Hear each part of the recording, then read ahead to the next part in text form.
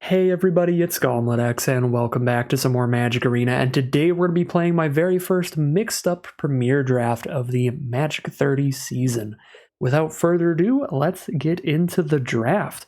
Magic 30 mixed-up Premier Drafts are going to be random Chaos Drafts. As you can see here, we've got a card from Brothers War, Crimson Vow, Ikoria, stuff like that. So each pack is going to have like somewhere between 8 and 10 different sets in it, and those sets are going to change between pack 1, pack 2, and pack 3.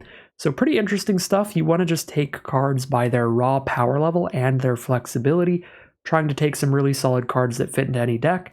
So I'm going to take Mask of the Jadecrafter for that. We get an X mana XX in any color, and even with just a little bit of green in our deck, we can unearth this and get another creature out of it. We could also take Farfinder as a fantastic flexible card for this format. You want to be able to have a good amount of fixing so you can splash in like a third color of cards the majority of the time, because there is going to be a lot of random filler when none of the synergies in these sets are going to overlap super well. So when your deck is nothing but trying to draft the highest power level cards, you want to be able to have access to like 3 or 4 colors. So I think Farfinder was probably the second best card there as another colorless card and one that can help mana fix us. But I think Mask of the Jadecrafter looks pretty legit here. And speaking of just raw card quality, now there's the Long Reach of Night here, which is what I'm going to take. I think this is just a great 3-for-1 in pretty much any match. You get to make your opponent sacrifice 2 creatures or discard 2 cards or any combination of that, and you flip this into a nice big menace threat. So we'll take the Long Reach of Night. There are some more very reasonable options for this Chaos Draft. There's the Network Terminal, which is a very high pick in formats like this. Again, you want to have access to a good amount of mana fixing if you don't have a ton of really good cards between just 2 colors. And there is Volcanic Dragon as probably the next best monocolored card, but can't really beat the efficiency on the Long Reach of Night. Just 4 mana to make your opponent lose a lot of cards there. Pack 1, pick 3 now. Because we are in green with Mask of the Jadecrafter most likely, I think I will take Yavimaya Sapherd over Electrify, but it is very close. There's also Evolving Wilds, which is quite a high pick in the format, but I think Sapherd is a really, really solid creature. 3 mana for a 2-2 and a 1-1 just gives you a wide board state. Very cluttered board for your opponent to try to attack into for a really cheap entry fee. So I think Sapherd is a really, really solid card, but it could absolutely be Electrify, it could absolutely be Evolving Wilds. Outside of these 3, I think Cloudreager Sphinx is also pretty reasonable, but I'm a big fan of these kind of 2-for-1 creatures where you spit out more than 1 creature off of 1 body, and they happen to synergize really well with cards like Thallid Omnivore if we're going for black-green. Long Reach of Night, Sapherd, Mask of the Jadecrafter, Thallid Omnivore would be a decent start, but I do definitely have to consider taking a white card here. We've got 2 excellent white removal spells, Intercessor's Rest and Hieromancer's Cage. I think we take the Hieromancer's Cage over the Intercessor's Rest. If I do want to take one of these, but these are definitely the top 3. These 2 cards and then the Thallid Omnivore. And I think we're unlikely to get a ton of token production, expendable token production, and definitely not a ton of Saprolings specifically. So probably a bit better to just take the Cage, splash in one of these colors somewhere. Now we have Unbreakable Bond, which is really fun if you have ways to like discard a big creature early. But again, this is a Chaos Draft. It's a mixed up Premier Draft where we really have to take cards by raw individual card power level. Try not to go too deep on synergies, especially with cards that we haven't drafted yet. Once you've drafted a card and you see something that synergizes well with it, you can take that. The thing you really don't want to do here is take a card expecting to get something that synergizes with it later, because the draft is so random, you have no confirmation that's going to happen. So I'd rather just take Ecologist's Terrarium here, which is going to be very solid mana fixing. Whatever we end up playing, right now looking like it's going to help us splash in our white or our black. Pick 6 now. We are definitely not going to have enough gates for the Archway Angel there. I don't like any of these white cards very much. nor do I like the black cards, so I suppose it's just a gigantic Wrecking Beast here at the top end of our curve. 7 mana 6/6 haste trample, or just a 7 mana 7/7 trample. Pretty flexible, very beefy. Big finisher. Not a bad card at all. Pack 1, pick 7. Pyre Sledge Arsonist needs like a bunch of treasure tokens to synergize with it. Cloud Piercer doesn't do too much by itself. Snoop doesn't do much. Prototype doesn't do much. Spontaneous Flight could be a fine combat trick. I don't think I'm main decking any of these green cards. I could main deck a Wilt, since we can cycle it away when our opponent doesn't have a good artifact or enchantment down. There's not a ton of main deckable artifact enchantment removal. Yeah, sure, I'll take Wilt over Spontaneous Flight. Not that I'm excited about Wilt, more that I'm just not excited about Spontaneous Flight. So I've got 2 artifacts right now and 2 enchantments. So we might actually be a fine Kami of Terrible Secrets deck. We really want to have an artifact and enchantment on board when we play this, but if we do have them, then gaining a life and drawing a card is a great deal off of this. Probably much safer to just take Vanish into Eternity, since there aren't a huge amount of artifacts and enchantments just at random out of a bunch of different sets. But I don't know, maybe the Kami was a perfectly safe pick there. I don't think so, though, because I think we definitely want more than just 2 of each. We'll take a Lethal Exploit now for decent, cheap removal. 2 mana for -2/-2 to something. If we control a modified creature, which +1/+1 counters count for, we could give -3/-3, and so on and so forth. So take the Exploit since we are in black right now. Cultivator, I would take Cultivator if it tapped for a mana of any color, but it doesn't. It just untaps a land specifically. Now we can take a Network Terminal. Actually pretty happy about that. Now we can take anything. None of it's very good. I'll just take the Ooze, I guess. Take a Druid. Is Druid any good? I mean, we top deck it late and it stabilizes us. I mean, it's still just drawing a 2/3 even if we get a bunch of life. I don't know. I'll take the Woodland Stream. Speculatively. Shoot Down's probably slightly more main deckable. Well, actually no, Canopy does the same thing. It's just 1 mana less. I guess Canopy doesn't exile. I thought Canopy only hit artifacts or enchantments, but it hits creatures with flying as well. I don't think I'm main decking either of them, but I was just trying to find out which one might be more main deckable. So pack 2, pick 1 now. We've got another gigantic removal spell. 6 mana is a lot, but card is good. Ferocious Pup's pretty good, very similar to the Yavimaya Sapherd. Gets us a 2/2 and a 0/1 instead of a 2/2 and a 1/1 though, so it's slightly worse. Bloom Hulk is pretty sweet. If we get any +1/+1 counters anywhere, and even by itself, a 4 mana 4/4 is not a bad rate. But I think I just want to take the gigantic, expensive removal spell here. Certain death. Clear out whatever we need to. Pack 2, pick number 2. What is the Swarm Shambler?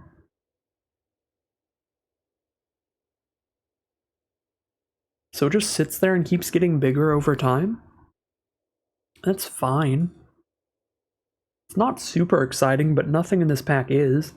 I guess I'll take the Shambler. Indomitable Will is a fine trick, as is Feral Invocation. About it. Demolition Stomper just costs so much to crew. It is very big, which is cool, but I'll take the Swarm Shambler. Ooh, Gargos, Vicious Watcher. Well, I'm happy to be pretty heavy into green already. 6 mana for an 8/7 Vigilance. Whenever one of our creatures becomes the target of a spell, Gargos fights an opposing creature. So when our opponent does cast a removal spell on Gargos, we get to fight off one of their creatures and kill it. Definitely take Gargos here, and we'd be really happy to wheel a Reclaim the Wastes. Very good card for fixing. 4 mana, we get 2 basics into our hand. For 1 mana, we get 1 into our hand. Either way, it's going to fix our mana, which is great. So, really good pack. There's a lot of stuff we could wheel. We could get a Balaged Recovery back, which is solid, because it's good early and good late. It's a land early game, and it's Graveyard Recursion late game. Okay, I've got 2 white cards and 2 black cards. Actually, 3 black cards. So I'm already a little deeper into black. I could just take Colossal Dreadmaw to keep it simple, but now seems like a decent time to zero in on my primary secondary color. The one that I'm not splashing. I think splashing the white and playing green-black at the core looks fine here, in which case we can take one of these black creatures like Gorging Vulture or Pilfering Imp. I think it's a little better just for how cheap they are compared to the Dreadmaw. Could also just take Vanquish the Weak. It's fine. Yeah, I guess I'll go Vanquish the Weak. Lampad a Death's Vigil. 2 mana 1/3, and you can sacrifice creatures to drain your opponent for a life. Pretty good in response to any removal your opponent's doing. We'll take a Lampad.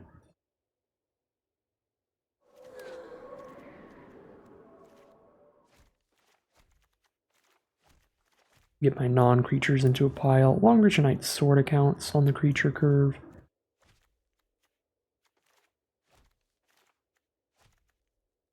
Sepulchre Ghoul's fine here. Wolfwillow Haven's fine ramp. Ulvenwald Captive is solid ramp. I actually like Captive a lot because it ramps you up early and then it just becomes kind of a finisher late. Go for the Captive here. Doesn't mana fix us, but none of the ramp in this pack technically mana fixes us. Just adds green mana. I'll take the Captive. Vraska, Swarm's Emergence. 4 mana for 2 1/1s with Death Touch. It's not great. It's not terrible though, and it might be better than the Narnum Renegade, just a 1 mana 1/2 Death Touch. Maybe a 1 mana 2/3 Death Touch. That's a really good deal if we get it as a 2/3, but if we're getting it as a 2/3, that means we're not playing it till a much later turn anyway, so let's take a Vraska, I think. She's the coolest card. Winding Constrictor.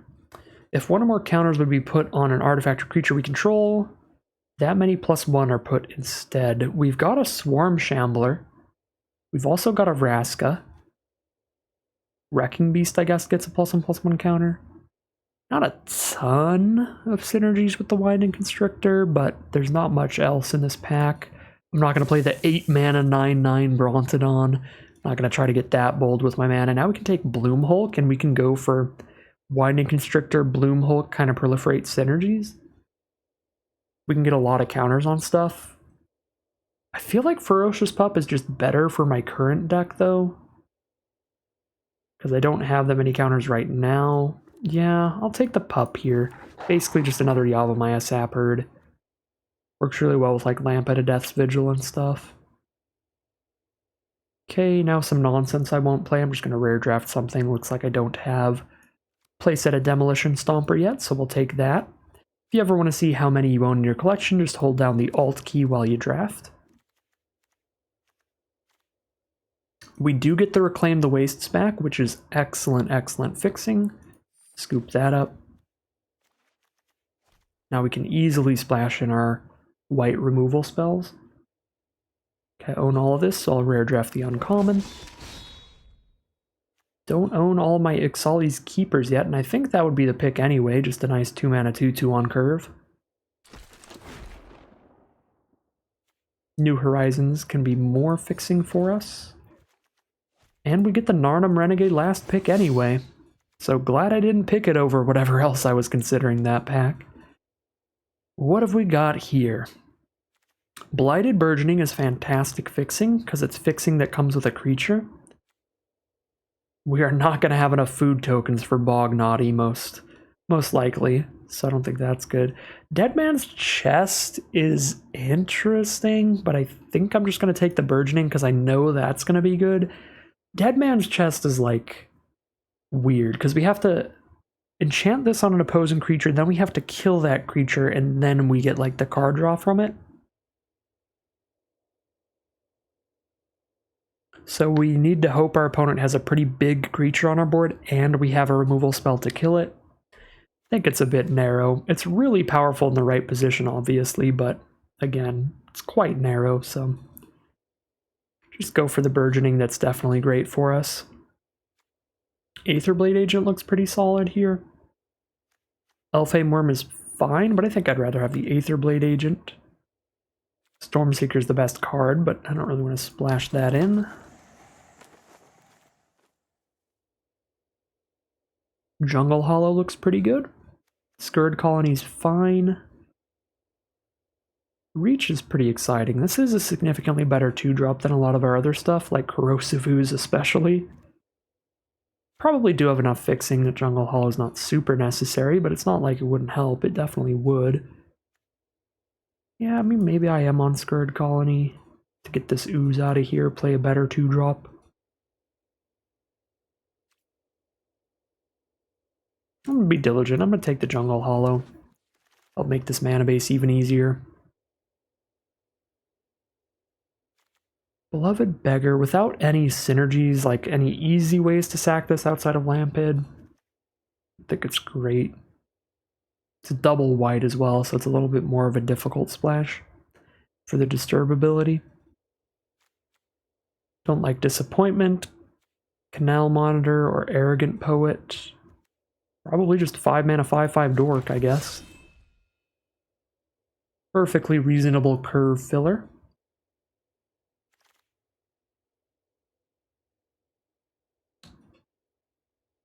An Icehide Troll. It's pretty awkward to see Call Time in these mixed up Premier drafts because a lot of these cards are just not going to work. Like Icehide Troll that needs 2 snow mana, that's just not going to happen. We're not going to be able to draft enough snow lands to hit double snow mana consistently. We might get 2 snow lands, but we're not going to get like the 6+ that you want to even be able to activate Icehide Troll like once in a game. So I'll take Desert of the Glorified. Solid land, because if we top deck it late game, we'd get to just cycle it away and draw our next card. Most of our deck is permanents as the card type for Seed of Hope, so this could be fine. I'm probably going to cut it, but I'm definitely not going to splash any of these white cards, and I will probably also cut a charge through. So we'll take that Seed of Hope. Now we've got some pretty narrow, not very good cards. Stalwart's fine, Death Bonnet Sprout is fine. We don't actually have any graveyard synergies even though we're in green-black. I guess I have the one Unearth card with Mask of the Jade Crafter. Just not that pumped about Self-Mill in general. Could still play it, it might be better than Stalwart. Because it does eventually kind of become a 1-mana 3/3, which is pretty huge. We're not going to have enough adventures for the Edgewall Innkeeper. So it's a Snarling Wolf or a Way Down. Urn of Godfire, I guess, is fixing. I'll just take a Way Down, though. Might end up cutting this, because we do have a decent amount of removal. We've got Lethal Exploit, Vanquish the Weak, Certain Death, and then we're splashing in 2 white removal spells. Could be fine. We might not need Way Down. 5 mana 7/3 or 5 mana 3/3 flyer. Those are both not great on curve, and I'm not going to splash in Cathars. Yeah, I don't love either. Grab the 3/3 flyer, I guess. Whole lot of nothing here. Rare draft something. Guess we're drafting the uncommon for Vault Progress. Could play a Halo Hopper. I'm not going to play a Vizier because we're not doing a lot of cycling or discarding. I'm just not going to play a Halo Hopper or Vizier, so I'm just going to rare draft Ancient Crab for my collection, which is hilarious. Take a Brute Strength. Arrogant Poet's okay when you're on the aggressive, but super bad at blocking. I think I prefer all my other 2-drops. take a snow-covered swamp. I'll just run it so it looks cool. Style points, let's go. Alright, well, we've definitely got a very reasonable deck here. It's not incredible. We don't have, like, multiple super bombs or anything, but we have removal. We've got one big bomb with Gargos, and a couple pretty solid cards like Long Reach of Night that could put in a lot of work for us. I'm going to go ahead and turn off the card style on this land pad real quick, but then we will get into the deck building. Is there anything in the sideboard that would make it into the main deck? Nah, Canopy is definitely not. Okay, so we just need to cut 8 cards. 8 is kind of a lot of cards to cut. Let's sort by our creatures and non-creatures. We got to do it manually because Arena will lag out and lose its mind if I try to sort it into piles by using the search bar. That is still somehow not fixed. Okay. So how does this look here? 1, 2, 3, 4, 5, 6, 7, 8, 9, 10, 11, 12, 13, 14, 15, 16, 17 creatures? A little on the higher side for what we're doing here, I think. We're not super aggressive or anything. So we can drop the Corrosive Ooze. It's definitely our worst 2-mana creature. And then I guess we'll just have 0 flyers and cut the Bognaughty, because it's a 5-mana 3/3 flyer with no text, which is pretty bad. So let's cut those 2, and then 6 non-creatures mostly. I guess Mask of the Jadecrafter is another creature, basically. This is still like 16 creatures, which is fine, maybe a little high. Any other super bad creatures? I mean, there's like Ixali's Keeper that doesn't do too much. Winding Constrictor also doesn't do too much, but they're like 2/2s and 2/3s for their mana cost. They're not horrifically bad. Yeah, I think I'm just going to start dumping some of the non-creature cards. So we have Network Terminal, that's a white source. Terrarium grabs a Plains for a white source. Reclaim the Wastes can grab a Plains for a white source. New Horizons and Blighted Burgeoning can both tap for white. 6 white sources if I go down to 1 Plains, so let's go down to 1 Plains here for our 2 white removal spells. And then I guess just up a forest and a swamp for now. We can redo our land count later. 9, 10, 11, 12, 13, 14. Yep, so that's 17 lands, okay. Which is definitely what we want. We do have some fixing and some ramp. So maybe we could cut lands for that, but we have 7 mana cards here. I guess not a ton of them, but 6 drop and a 7 drop, an X mana spell we want a ton of mana for. I don't think I'm cutting lands in this deck. We also have a 7 mana flip ability. Alright. Might cut New Horizons. I like Blighted Burgeoning, College's Terrarium, and Network Terminal quite a lot here. New Horizons a bit less, so I guess New Horizons might be better than Network Terminal in this deck, since it does give us a +1/+1 counter, which could work with Winding Constrictor, and it does impact the board even without that. Whereas Network Terminal is really just if we have a Mask or a Golem or a Terrarium out, which isn't a lot of our cards. We don't have a ton of stuff to use the looting effect on Network Terminal later into the game. Got a few ways, not a ton. Yeah, I might actually do New Horizons over the Network Terminal. Definitely cut one of those. Alright, I'm going to cut the Seed of Hope. At best, it's just like an opt, just a little bit of card selection, which isn't insane. And at worst, it's pretty bad when you mill an instant and a sorcery when you do get super unlucky with it. Let's keep all this removal, cut the Wilt here. The main deck artifact enchantment removal. Still have to cut 3 more cards, so I guess might cut 1 more piece of fixing. This is still 4 white sources if I cut New Horizons. Then I could cut my most filler creature, which is Ixali's Keeper. And cut probably the way down. Lethal Exploit is basically just instant speed way down most of the time that we don't have to have a creature engraved for. So yeah, we'll cut that. Think that's all the cuts we want to make. This looks pretty solid to me. Double check our mana base here, but it should be pretty good as long as we have the green mana to have access to Burgeoning and Reclaim. Then we have Burgeoning, Reclaim, and Ecologist's Terrarium. So I think with those combined, our mana base should be real consistent. Yeah, and we have 9 green sources to do that. 8 black sources, 9-8 split. Seems pretty legit, 13-8 here.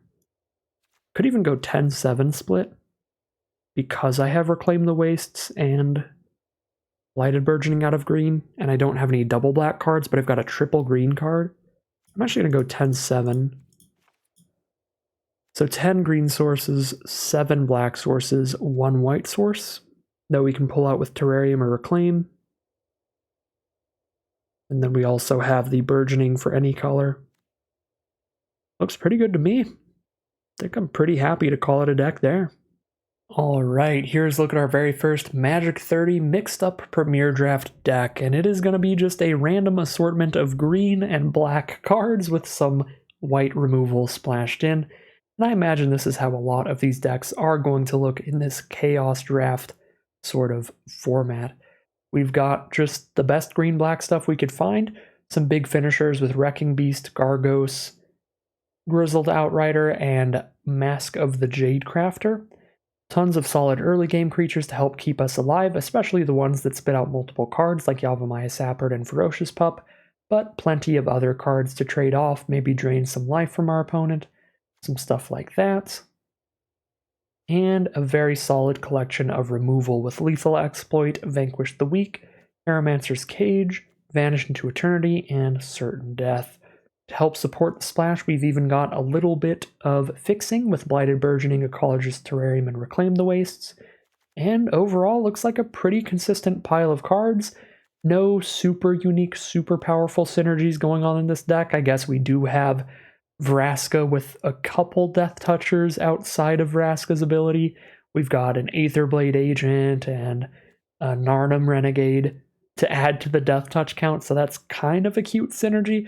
A lot of little things like that, a Winding Constrictor with maybe some +1/+1 counters from Blighted Burgeoning, Ecologist's Terrarium, or loyalty counters on Vraska that would also potentially do stuff.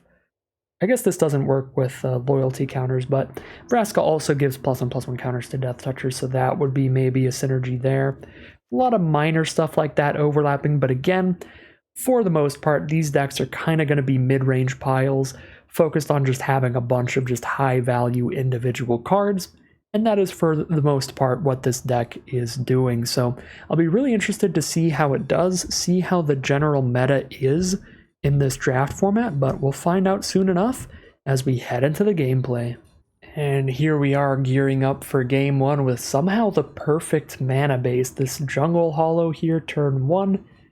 Gonna make sure that we have green, black, and white mana on turn 2 even. So, pretty excellent start. We're definitely gonna keep the hand.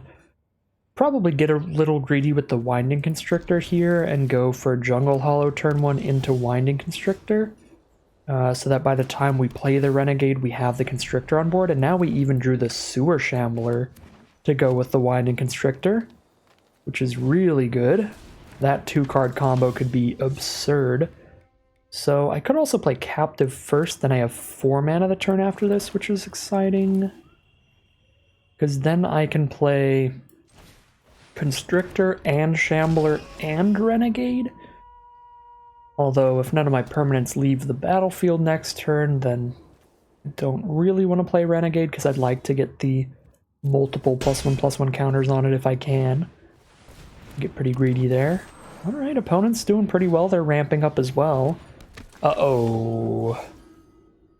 We need to make sure our opponent does not make it to 27 life, because if they do, they start spitting out angel tokens, they're just going to win the game real fast if that's the case. Drawn into a Vraska even now, so I can get a Death Toucher down. It's interesting for sure. think we're just on Winding Constrictor Sewer Shambler right now, though, so that I have more blockers against this than just a single 1/1.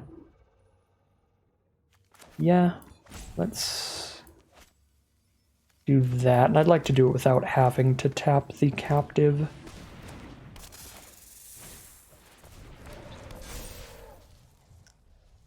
Could play the Renegade as well, but again, I'm going to get greedy and try to have it be a 3/4 instead of a 1/2 when we play it.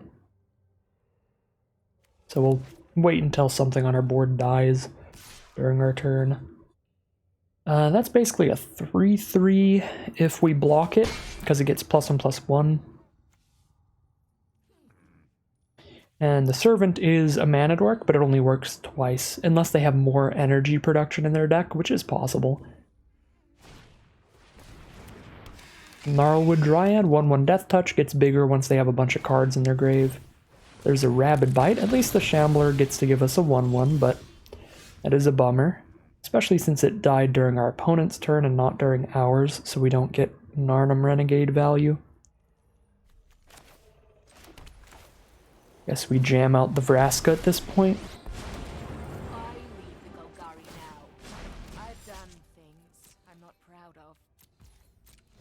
Our opponent still can't really attack us at all. We're chilling. We're vibing. We're hanging out. Overgrown Armasaur. That's still fine. So we can trade our Death Toucher, well, one of our Death Touchers into that. And then they get a 1/1 out of the deal.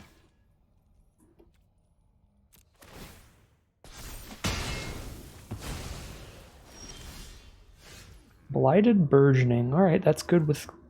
Oh, it's not good. Oh, it is. Okay, yeah, it works when we put them on artifacts. Okay, so it works on the incubate token too. Alright, sweet. I'm gonna say. A little worried that might not actually be good. Because I remember that this doesn't work on planeswalkers, but it works on artifacts and creatures, so it does work on incubate tokens. So that's spicy. See an assassin coming for you. That's a bad assassin.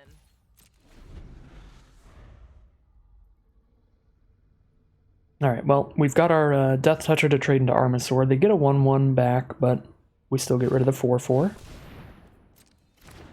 Chomping Kavu, which makes it so we can't block the Armasaur with a creature that's too small this turn.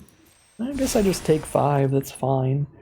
Or they kill Vraska, but I basically can't ever use Vraska again anyway. Alright, so they are going to hit my face then. 1, 2, 3, 4. That's not enough mana to vanish into eternity. Because I need 6 mana to target a creature with it. Could make a 4/4 incubator and block that with a 4/4 and a 2/3, but then they get 2 1/1s. I think. Because it's dealt damage by 2 different creatures. Actually not 100% sure how that works. I think either way I'd rather just trade one Death Toucher into the Armasaur later.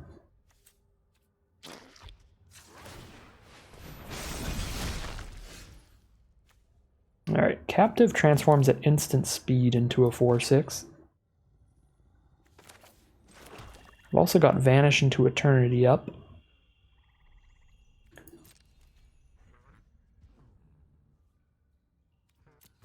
think I have to just pass here so that my 3/3 can trade into their Kavu.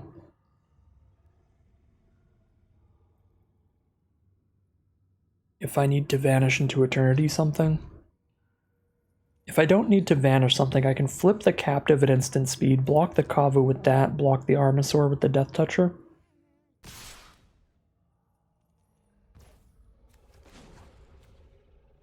Oh, I'm actually 1 mana off. 7 mana to do that. 1, 2, 3, 4, 5, 6, 7. Wait, I have enough mana. Let me just make sure Auto Tapper doesn't hose me here. 4, 5, 6, 7. Yeah, I've got enough. Okay, cool. Block there, Death Toucher there.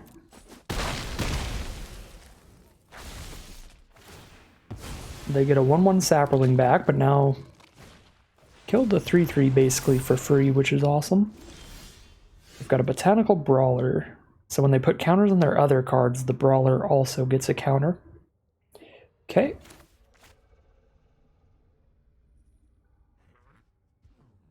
Can't jam in through this Gnarlwood Dryad. I don't want to have to vanish a Gnarlwood Dryad, though. Now, I don't have to worry about holding the 3/3 up anymore, so could start jamming that in. See if that trades into the Death Toucher. Or they could double block it with 2/2/2s and just lose one of them. But I'd be pretty happy to see it trade off into something so I can finally get the Narnum Renegade out of my hand. Been so greedy with it. 1, 2, 3, 4, 5, 6. I do have enough mana to vanish into Eternity on a creature after playing a pup, but not if I play pup and Renegade. Since the Abomination's adding double colorless now, we can go white and then 1, 2, 3, 4, 5. Alright, High Rise Sawjack, just a reach creature. Make sure we're not getting there with any flyers. But I don't think we have any flyers, so that's fine. It's a Sap Herd for even more creatures on board. The widest of board states. Again, exactly enough mana to hold up Vanish here.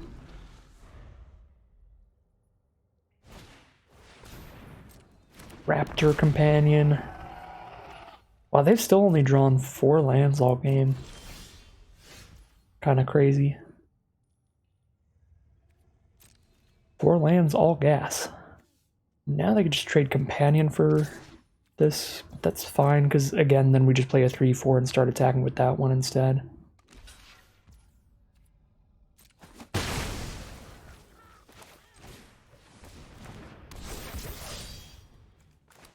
What do I have left in my deck? I don't think I have any discard, draw a card. Now let me check through here.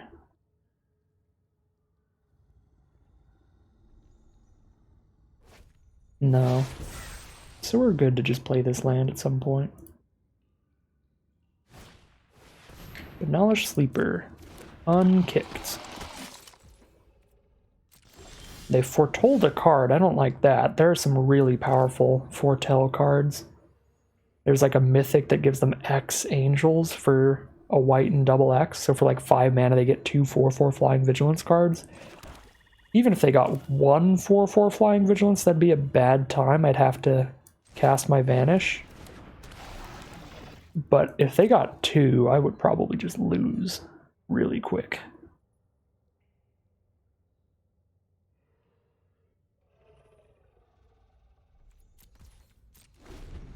We're just kind of board stalled out right now.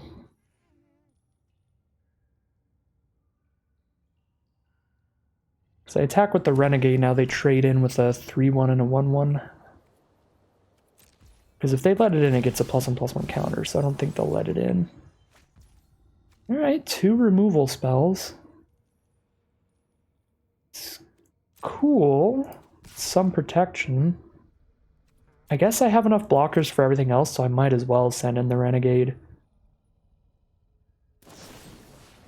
Iron Verdict is their foretold card. Alright, well, obviously a bummer to lose the Renegade, but much happier to see that than a lot of other possibilities out of the foretell slot. Now we're just waiting for a Death Bonnet Sprout to flip. Use that as a win con.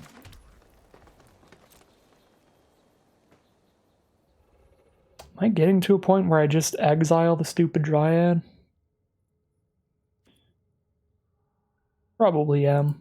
I'll do it next turn, because I think I want to use my sorcery to exile the Dryad and still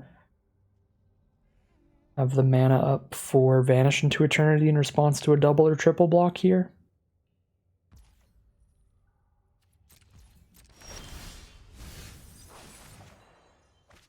Okay, at least I can Vanquish the weak for sure. Let's see, 1, 2, 3, 4, 5 mana up. Okay, so I can only Vanquish after this. Oh wait, I could just Vanquish now. Never mind. We Vanquish now, and then we could Vanish anything at instant speed. That's fine. I mean, Vanquish is big enough to kill any of their cards. Because everything's pretty small. 2/2 runs into a 2/3. 2/3 trades into a 2/2 or a 3/1. I think it's just the 4/6.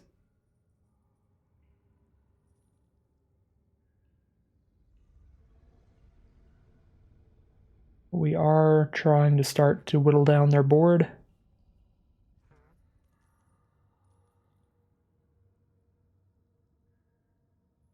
So if they double block, we'll vanish to kill both the cards.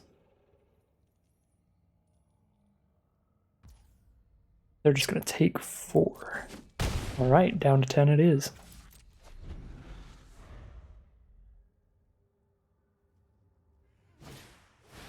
Taunting Arbor Mage. It's kicked. All creatures able to block target creature this turn do so.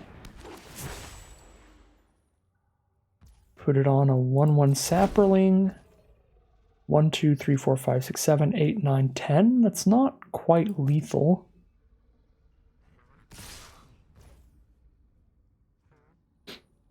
One, 2, 3, 4, 5, 6, 7. 1, 2, 3, 4, 5, 6, 7, 8, 9, 10. Yeah, that's not... I could just exile the Speaker of Heavens right now and then cage the Arbor Mage, and I hit them for... They kill the Sprout because I block Sapling with everybody, so I hit them for 1, 2, 3, 4, 5, 6, 7, 8, 9, 10, 11, 12. I kill them, yeah.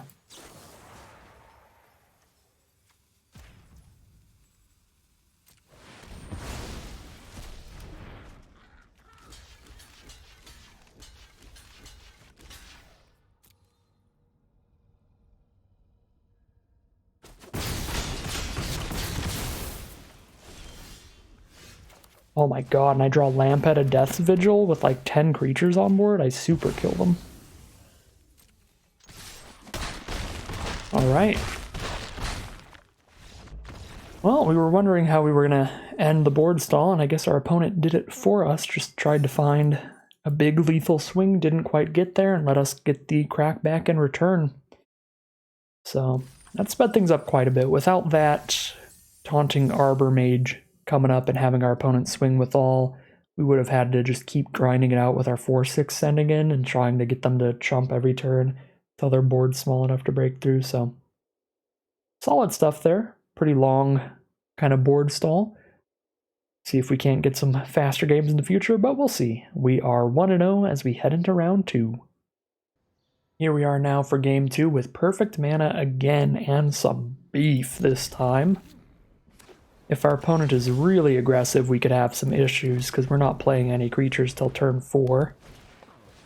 But we have beef in the late game. Ooh, and now we get to play a Winding Constrictor just before we cast the Blighted Burgeoning. That's going to be very good. Our opponent is curving out pretty aggressively. Combine Guildmage into Thriving Rhino here, and the Rhino attacks as a 3/4. This card is just really, really good. Was one of the best commons in Kaladesh draft. Card was sick. Do I want a Burgeoning now or Sap Herd now? By Sap Herd, I still don't have incredible blocks for the Rhino. I could block it with my Constrictor and a 2/2, I guess. They kill the Constrictor, but I'd rather not Constrictor die till I Burgeoning. Let's Burgeoning here. It's also the only guaranteed way to have 4 mana up next turn for the cage, and if I hit a land, I could play Sap Herd and flip my Egg. Then I get a 2/2, a 1/1, and a 3/3, and that is just a lot of blockers next turn. So we are crossing our fingers and hoping for lands for sure. I mean, we've got a 6-drop, a 7-drop, so we're hoping for that, but also to Sap Herd plus flip or play Outrider. Wow, that is incredible. Deadeye Rig Hauler is a fantastic card, was very, very good in Rivals of Ixalan draft. When it enters the battlefield, if you attacked, you get to bounce a creature, so a 4-mana 3/2 that bounces a creature when it hits the board is a monstrous tempo play. So we are going to go Sap Herd and flip a 3/3 here rather than just play a single 5/5. Could also replay the Constrictor instead of just flipping a 3/3. I think I'd rather flip a 3/3 here because we can do that at instant speed. Alright, send in the Rhino, send in the Rig Hauler. Do they have the energy to buff that again? They didn't play any other energy cards, so no. Yeah, so it's just a 3/4. Alright, let's see what their tricks are here. See how bad this is going to be for us. I've got tons of follow-up here, so unless both their creatures survive, this shouldn't be terrible. Alright, so just the Rhino survives. Does wipe our whole board, but we can now get rid of the Rhino with the Cage. Could play a 5/5 instead, but the 5/5 isn't big enough to matter against the Rhino. Yeah, let's Cage the Rhino while they're tapped out.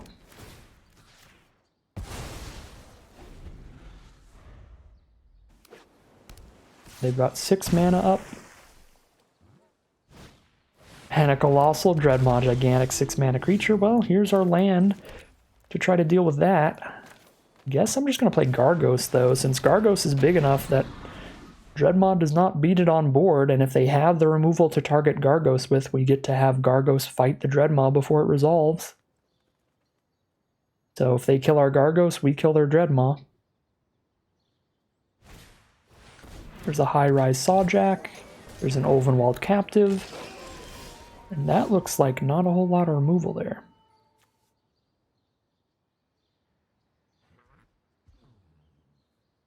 Okay. So now I could Certain Death the Dreadmaw, or I can just play Outrider. 1 mana from being able to play Outrider and hold up Exploit, which would be beautiful. What happens if I attack with Gargos? They block with like Dreadmaw, Sawjack. Probably just like block with the whole board. 1, 2, 3, 4, 5. They have 5 power if I kill Dreadmaw. You know what? Let's just kill Dreadmaw. They only have 5 power on board, so Gargos gets to start just slamming in.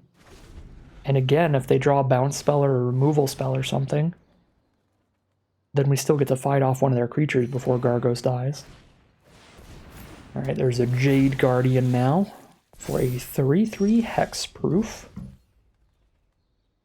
3, 4, 5, 6, 7, 8 power. I can make it 5 power.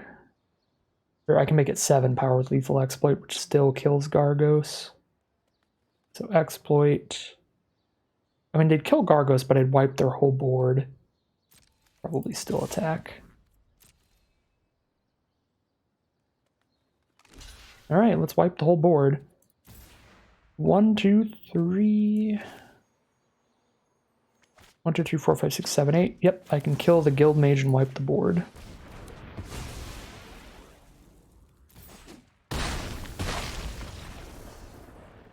Well, I don't know what happened there with Arena. So Gargos was going to die there, but our opponent would have 0 board against our 4 cards in hand, so they could have still been scooping for that. But somehow Arena got confused and gave them the Gargos because they scooped while it was attacking their board over there. So, I mean, if this is what happened from that combat, that would have been really bad for me. Somehow have a 3/0 Jade Guardian that doesn't have hexproof anymore? Just ignoring state-based actions, staying on the board with 0 toughness? I guess it's not technically 0 toughness, it's a 3/3 with 3 damage on it, but still. Yeah, they steal the Gargos in the middle of combat? That'd be a nightmare. Alright, well, Gargos was an absurd card there, but also a lot of good work done by Winding Constrictor again, Blighted Burgeoning, and especially Yavimaya Sapherd, cluttering up that board, just those collection of cheap spells to block the pretty strong early aggro our opponent had, so 2-0 now as we head into Game 3. Here we are for Game 3 with another pretty excellent opening hand. Our opponent is on the play here. We've got our Swarm Shambler, an Ulvenwald Captive, Reclaim the Wastes to get the white source for Vanish. Pretty excellent stuff all around. Could certainly flood out with this hand, but I think it's a pretty solid start. If they play a Horn Beetle here, I'm going to hold up the ability to buff the Shambler, although I don't really want to trade my 2/2 for their 2/2. Yeah, maybe I'm supposed to play Captive. I'm going to get greedy with it, though, and just buff Shambler now, then next turn Shambler's a 3/3 to block Horn Beetle, potentially.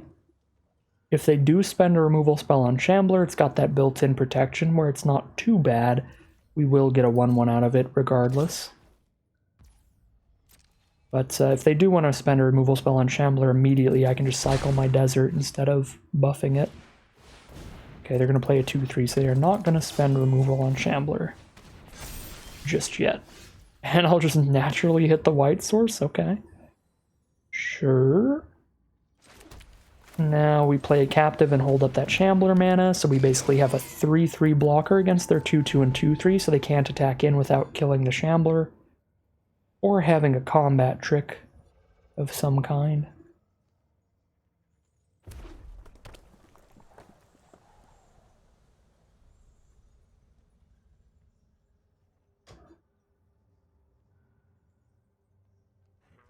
If they attack in, I think I'm going to have to still try to make the block, because can't afford to just take 4 for the next 3 turns as I wait to have Vanish up in response to a trick. It looks like it's going to be a Spore Singer pre-combat to buff the Rubble Slinger, which is really good with the Horn Beetle, because then that Horn Beetle gets buffed because they technically have a 4-power creature. Yeah, that was very, very good for our opponent. Now they play a Snarling Wolf as well. They're running out of cards though, which is nice. Mask of the Jade Crafter, so we play that, hold up the mana to cycle the Desert.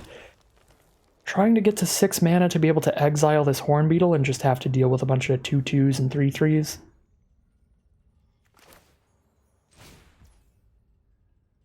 I guess I'm only 1 mana away from Vanish thanks to Captive. Totally forgot about that for some reason. Sorcery speed, right? Yeah, so if I want a 3/3, I have to do it right now. Get a little greedy and wait on that.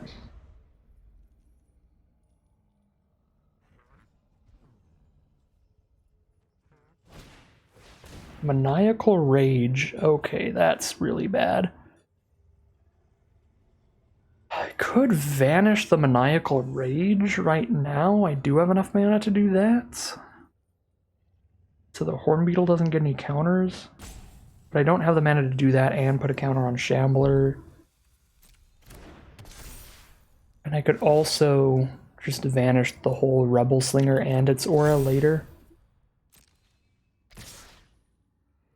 Okay, we're going to Slam Dunk just straight into Horn Beetle at this point. Because I can mask for bigger creatures, and now I can vanish the Rebel Slinger.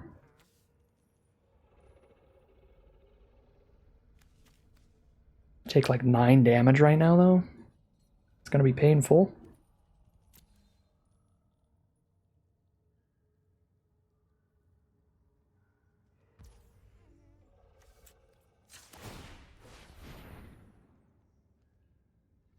They have a combat trick too, Volcanic Spite. That's disgusting.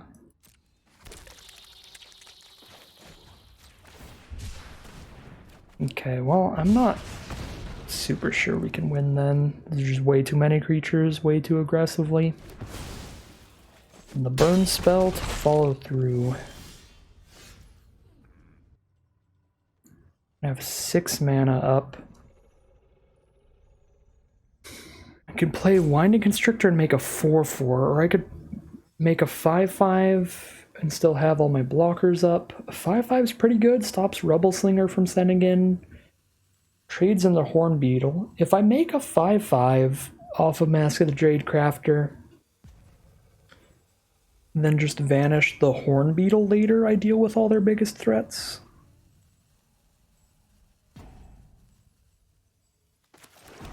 Might be what we gotta do here.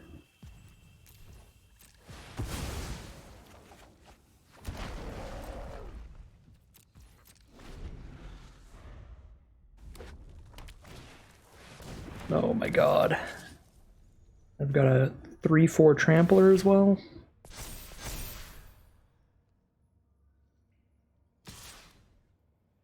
Send in just the Horn Beetle. Okay, I can trade into the Horn Beetle and vanish the Rebel Slinger then.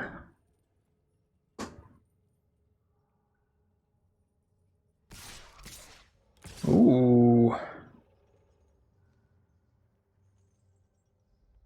I mean, I take a lot of damage here. This is bad, but at the same time, kill something without losing a creature is good. This is definitely a 3/3. So we take 5, go to 2, facing down 4 creatures with 2 of ours.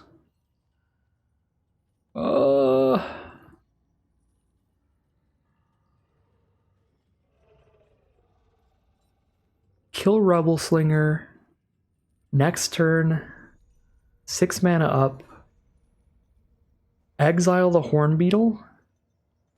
Block the Stampede Rider with a 5/5.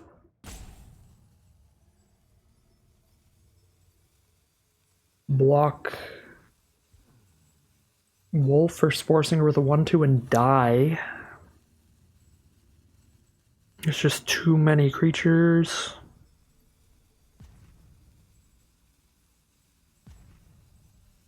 I don't have a better block than this unless I chump block right now, which is real bad.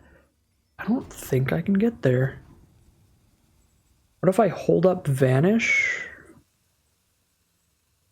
for 3 and play Constrictor? No shot, right? No, because Vanish for 3, I'd just kill the Slinger here, 100%, yeah. I'm like 1 life off from stabilizing. If I had 3 life here...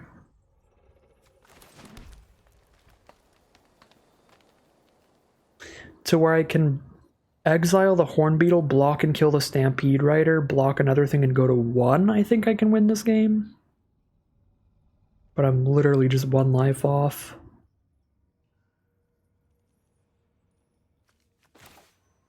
Could go Constrictor and Jadecrafter for a 1/1. Gives me enough creatures to not immediately die, because Vanish means I immediately die.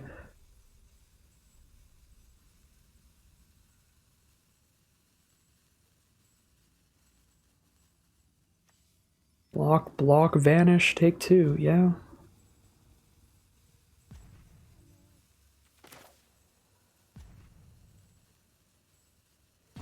Oh, this is a bummer.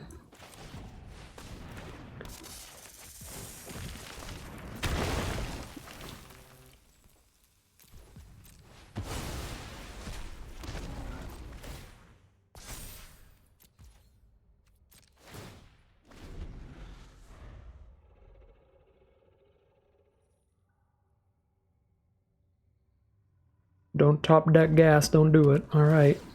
Just a mountain.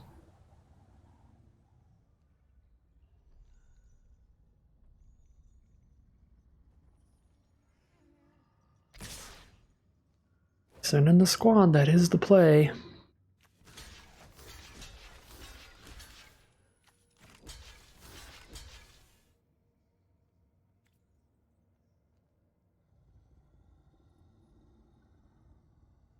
They keep a wolf and a horn beetle, we keep a 5/5 and a 2. We might be getting somewhere here. We're keeping 2 creatures against their 2 creatures, and we'll have a Vanish into Eternity up.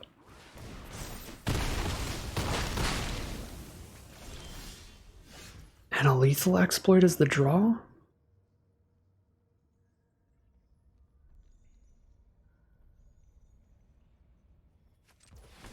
Let's get this Reclaim out of the way so I can guarantee a Wrecking Beast next turn. And still hold up the Vanish.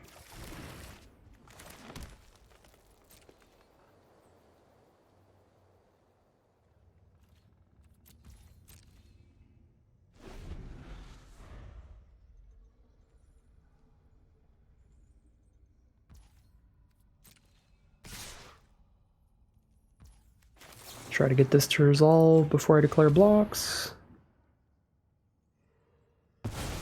Okay, it resolves. Block Wolf with a 5/5.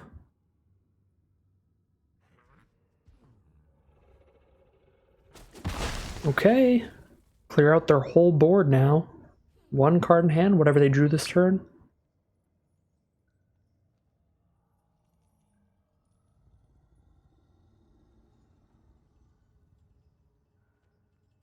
Can just haste out a Wrecking Beast and kill them in 2 attacks.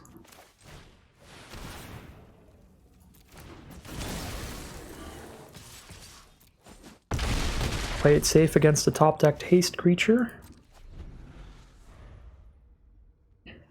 But just attack twice, flip the game around.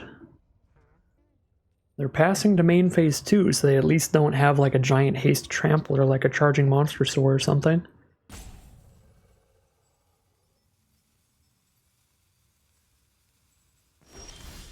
They pass turn, now we have a Vraska to hold up Death Touchers.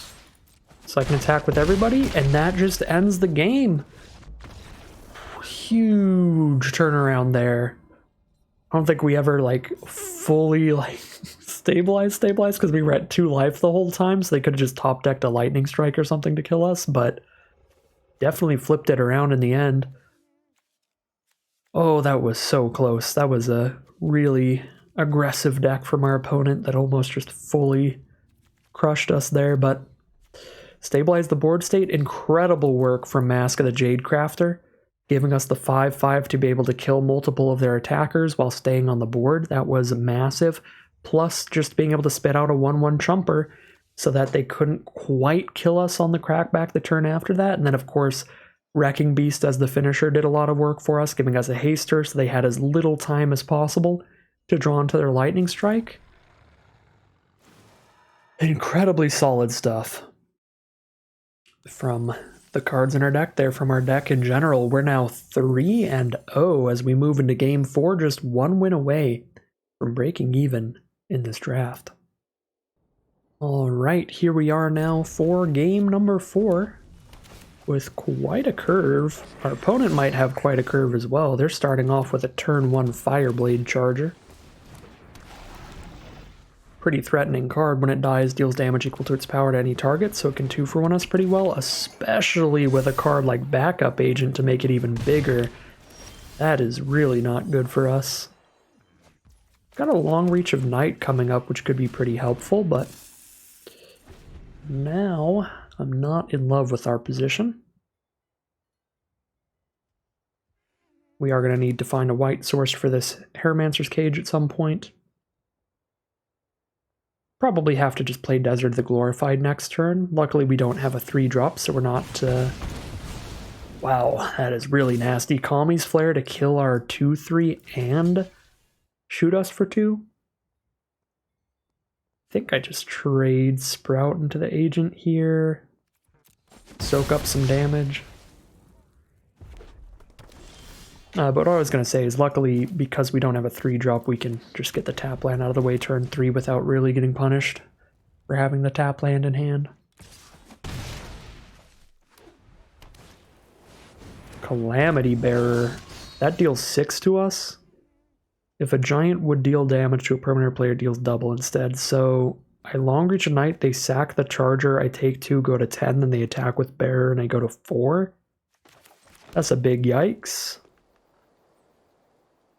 I could alternatively play just a 1/1 Death Toucher, but then I'm pretty dead to like a removal spell. Yeah, we go for it.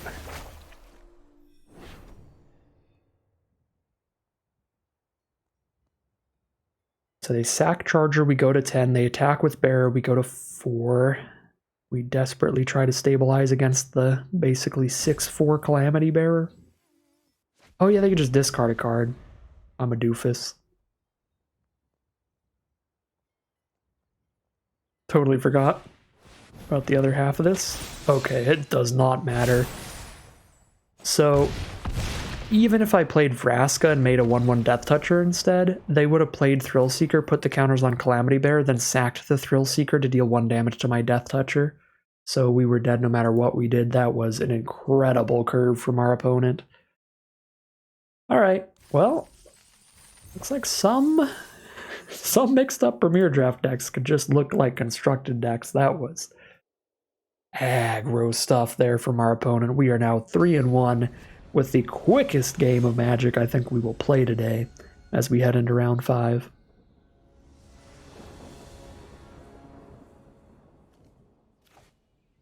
Here we are for round 5. Not like a great hand, but I think it's reasonable for the format of random nonsense. We've got the early removal spell against aggro stuff, and then we've got huge late game plays to try to close out the game later. And we know that our deck has plenty early game cards to draw into. Not drawing them yet, but they're definitely in there. So we're playing against green-blue. They played a Glint Nest Crane, now a Sky Scanner. That's two 2-for-1 cards in a row. So they're going to be doing really well on card advantage. They've got an Implement of Examination coming up as well, which is a draw 2. So our opponent is just going to be absolutely loaded. Going to be holding a full grip of 7 cards at all times. And that's not very cool.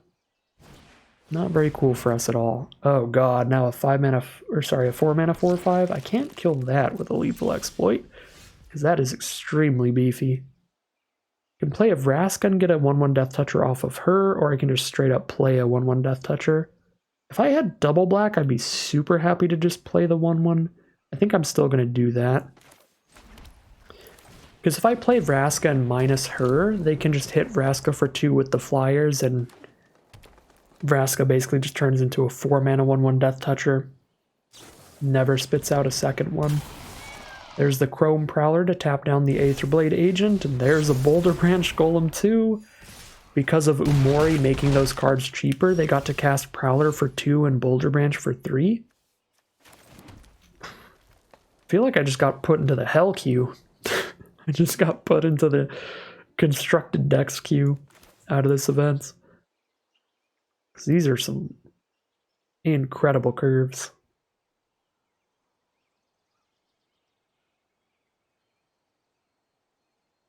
A Vanquish.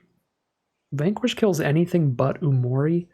Again, if I had a second black source, that would feel great. But I can only hold up Vanquish or Lethal Exploit. I can't hold up both. So maybe it is better to just Vraska.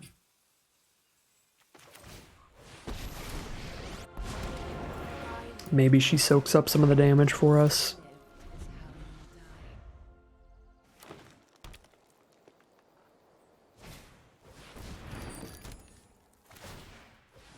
Here's the Implement of Examination to draw 2.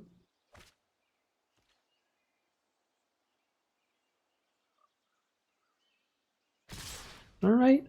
Looks like a tiny bit of breathing room has been established by playing a Death Toucher 2 turns in a row.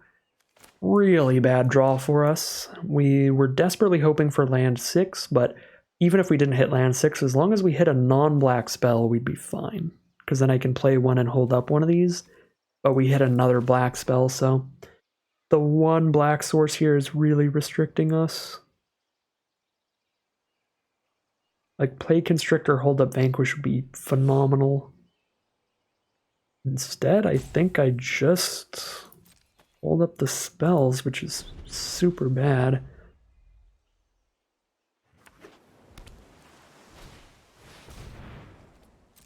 Good grief, they got a Chillbringer too. That card is insane.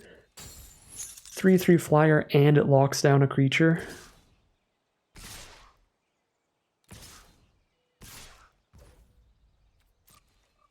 Okay, well, we kill Umori. Vanquish the 3/3. On the 7. Pity we couldn't have been allies. Probably should have just exploited the Prowler, since that stops just as much damage, and then I could Vanquish the Chillbringer. Because if I somehow survive for a while, which I guess is basically impossible, but if I somehow did survive for a while, then it would be important to be able to kill flyers. Wow, they got some premium card draw here. Got a Scattered Thoughts coming in, finding the best 2 cards out of their top 4. They send in with everybody. I guess Exploit is -3/-3 now, so it does kill the Chillbringer. I take 5 or I chump. If I take 5, I just die in the sky next turn, so I suppose we're in the chump zone.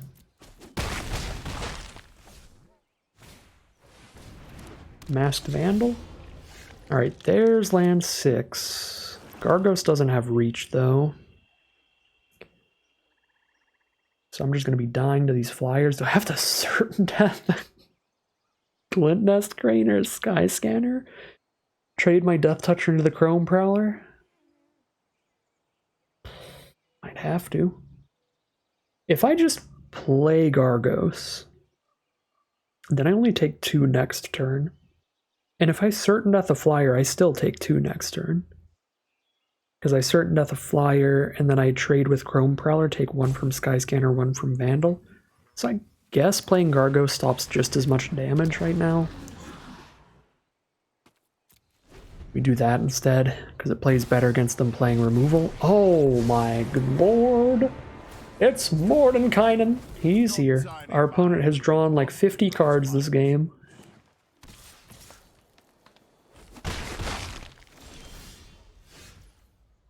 Still nothing to deal with extra flyers. We have to just Certain Death the Glintnest Crane. Boop.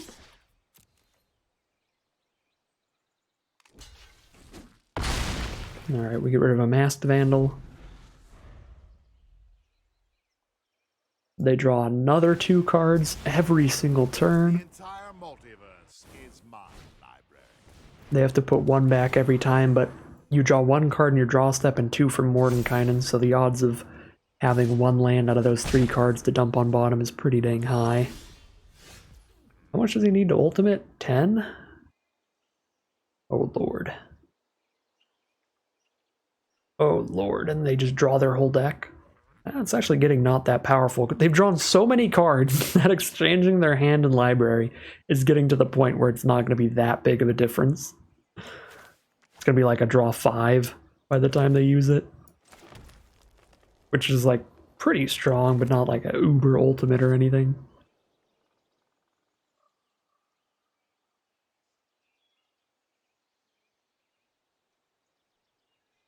I guess I've got 2 blockers up for their 2 things, so I can haste out a Wrecking Beast here.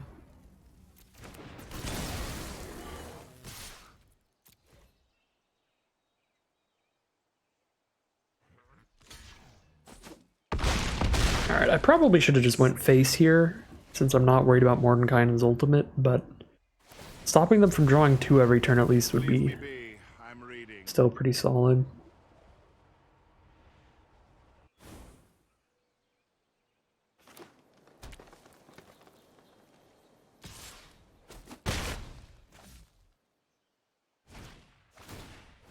Ooh, thank you.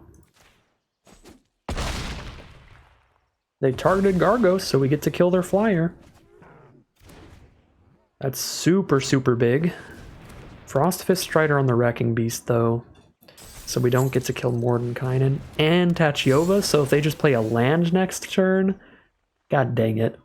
If they just play a land next turn, they don't get punished for the pretty big Gust of Wind misplay there. That's rough. Alright, well, I guess we still just die. They just play any land. No way to stop that. Yep, just a bunch of sorcery speed creatures. We dump them out.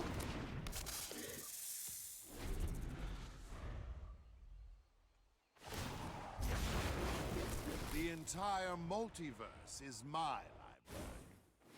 And there's the land. Well, that was insane. That was some of the highest card quality I think I've seen. That deck was also quite wild, so we are 2 for 2 on some very, very impressive decks, and definitely showing off some of the RNG in the Chaos format in general of what you're going to open, what you're going to get. You're going to get some crazy bomb rares and mythics like Calamity Bearers and Mordenkainens and stuff, or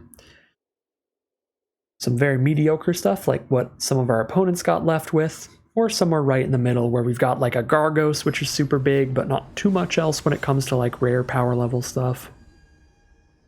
So 3 and 2, heading right back down into a potential average run here, but we got those early wins, so worst case scenario, we keep getting paired against some incredible decks. We will still be 3 and 3, still be a 50-50 win rate at worst, which is not horrible.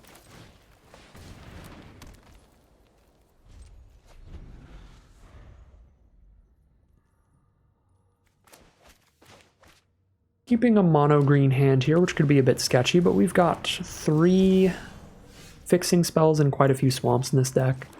And we do find a swamp. I think we just Stone Rain them here. Probably should just Stone Rain them here. Blow up the Druid of the Cowl, slow down their mana.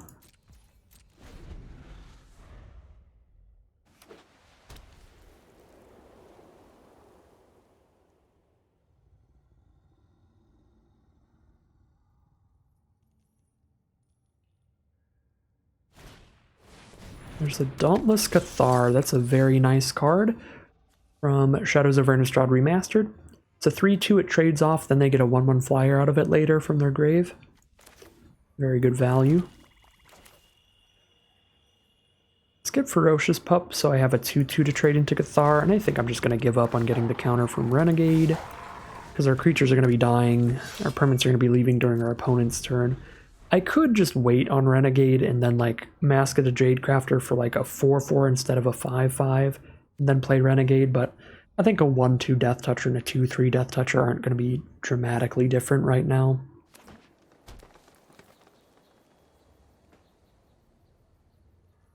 I could go for the Super Greed and wait until I have the Winding Constrictor on board as well, but I don't want to do that.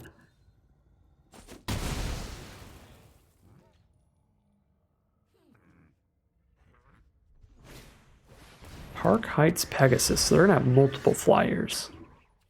And it'll be pretty easy for them to play 2 creatures next turn, because they can play 1 for sure with Dauntless Cathar for 2 mana, so if they have any creatures that cost like 3 or less, they're going to draw a card next turn.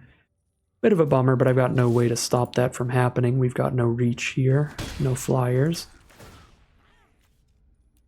That is going to be a big issue. That is something you really need to be ready for in a Chaos Draft format, in a mixed-up Premier Draft format.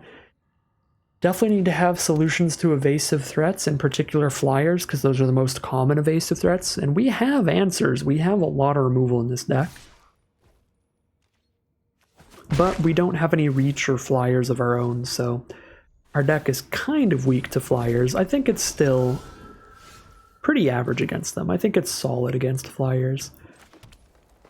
Alright, they don't have 2 creatures to play, so they don't get the card draw off the Park Heights Pegasus, which is pretty nice for us. If I unearth the Mask, I just get a 3/3 off of it, but a 3/3 is fine on this board. I suppose if I'm only getting a 3/3, I might as well just get a 2/3 instead, which is only a little smaller. Get the Winding Constrictor, hoping for a land off the top for Wrecking Beast. Then we can Wrecking Beast and then Mask for a 4/4 later.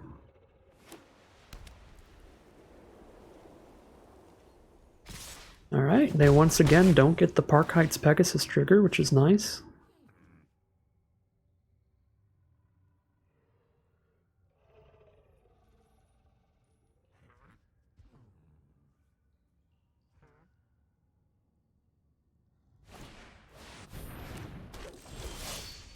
Lifecraft Cavalry for a 4/4. We do not hit the mana for Wrecking Beast, which is awkward. I guess Renegade trades into Cavalry. I do have the mana to flip this Agent, but I don't think it's worth the life loss, because it's not going to be able to get in anytime soon anyway. It's just going to run into a Cavalry and trade there if I flip it.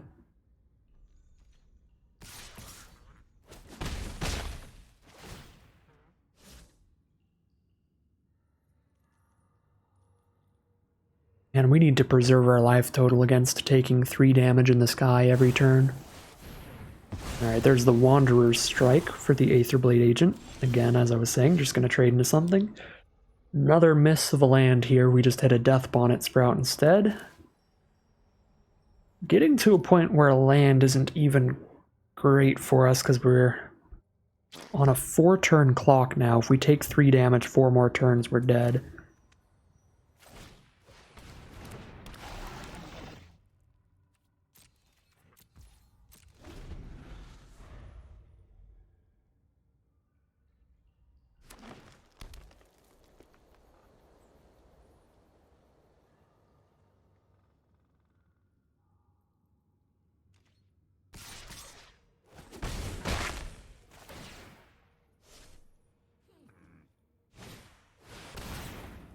Oh snap, they've got their own Wrecking Beast? Pretty surprised they didn't just haste it out. Oh, Death Bonnet Sprout, why would you do that to me? Mill the Forest, hit the Shambler.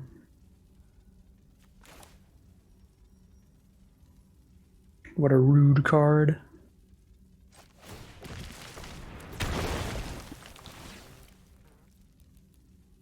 Just get a 3/3, I guess. Yeah, I'm pretty surprised they didn't just haste out the Wrecking Beast, but I guess since we have the Death Toucher, it's only going to get one swing either way, so they're just going to maximize the damage it'll deal by getting the counter.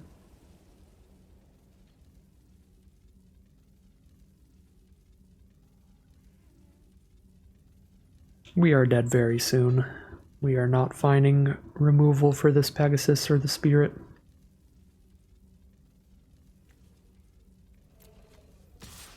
We do have it. We've got Lethal Exploit, Vanish, Pyromancer's Cage, Certain Death, Gargos sort of, but not really.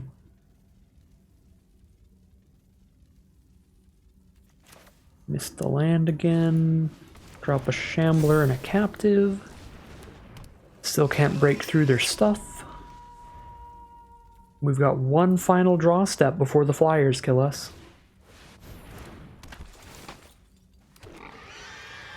And they've got 11 trample power on board, so maybe they even kill us this turn. I don't think so, but they're not even going to try it. They are getting card draw off the Park Heights Pegasus this turn, which is pretty bad for me. And now they've got a Tapper and a Snarling Wolf.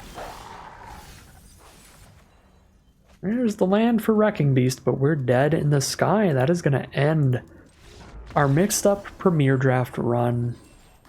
Pretty sad way to end it there. 3-3 after the 3-0 beginning. Always pretty brutal to go from undefeated to hitting all 3 of your losses in a row. But that is the way the cookie crumbles at times. I think our first 2 losses, I think we were just completely outmatched in card quality. I think they just found some very, very strong cards. Lots of super, super good, like uncommons, rares, and mythics getting slammed down on us in our first 2 losses there. Third loss, we just couldn't find our outs to that Park Heights Pegasus mainly, or couldn't find our land quick enough. If we either found removal for the Pegasus earlier, or probably our best thing would have been if we hit the land for the Wrecking Beast really early that game, we could have like outraced the Pegasus and just slammed down with our own Trampler, but just hitting a bunch more random dirtly nonsense there certainly was not gonna help push that game into our favor, so rough way to end it, but still an average run, at least a 3-3 record. We'll take one last look at the deck. I think overall this deck is a bit of an underperformer because I think by mixed up Premier Draft standards, this looks like a pretty solid pile of cards, but we got paired up against some monstrous decks for our first 2 losses and just did not draw perfectly in our losses either. It's some stumbles there for sure at some inopportune times. Overall though, again, like the deck a lot. The Gargos was incredible. Wrecking Beast put in a lot of work for us. Got a stack of removal and we definitely needed it. 2 of our losses were due to Flyers. So even with 5 removal spells, I feel like I was begging for more. We never drew Lamphead, but it would have been pretty fantastic in almost every game. I guess not our first 2 losses, but there were some games that we won where we had a really wide board state where Lamphead would have been good. And this would have been pretty great in that game against those Flyers as well. Would have bought us a little bit more time. I think we drew everything else in the deck, so we got to see how it all did. As for like super big under or over performers, I would probably give underperformer to, well, Vraska's Death Touchers did do things. Maybe like Death Bonnet Sprout. Never flipped and did anything, so it really just played as a 1-mana 1/1, which is pretty bad. So we'll give Death Bonnet Sprout the big underperformer reward. And as for overperformer, probably Blighted Burgeoning, weirdly enough. Like, we knew Gargos was going to be incredible, and Gargos was incredible. Winding Constrictor was also kind of an overperformer. It's kind of like a 1-2 punch. Constrictor plus Burgeoning, because these two cards together several times did some great stuff. Burgeoning was fixing us and ramping us consistently while giving us those creatures, which was super important to help stabilize in several of those games. And with the Constrictor alongside it, getting a 3/3 off of it was fantastic. So I'd say these are like the overperformers, and the Death Bonnet Sprout is the underperformer. But overall, looking at the deck list again, I don't think there was anything massively wrong in the deck. Obviously, doesn't have a lot to deal with flyers, but that's going to be true for a lot of green decks, and there's not a ton of flyers in black either. So we just have removal spells to deal with them. That's pretty standard, that's pretty par for the course. So getting punished for not having a good time against flyers is just kind of always going to happen in this kind of archetype. We have 5 removal spells. It's not like there's something like actively missing in this deck to help it survive against flyers. It's just didn't hit the removal against the flyers, which was awkward. 5 is pretty average, pretty reasonable amount of removal. Is what it is there that we die to flyers twice. That's how it's going to be. And our first loss, that was just unstoppable. The Calamity Bearer with the backup card to make it even bigger, and they can fling the bearer at our face if it doesn't happen to kill us immediately. That was insane. So pretty wild stuff, mostly from our opponent's decks, but also doing some crazy Winding Constrictor combos. So pretty interesting way to start out the Magic 30 mixed up Premier drafts in terms of the gameplay for sure. Not super happy with the record, but 3-3 is definitely not horrible. We still get 1,000 gems back and a couple random non-standard packs. But that is gonna end today's video. As always, I'd like to thank my patrons and YouTube members for their support, as well as you for watching the video. If you're interested in seeing more videos like this, you can always like, comment, and subscribe to tell the YouTube algorithm to send you some more in your recommended feed. If you'd like to catch me live, you can check out the Twitch channel in the link in the description below. If you'd like to support the channel directly, you can check out the Patreon link or the join button below. And other than that, as always, thank you very much for watching, and I'll see you again soon for some more Magic Arena.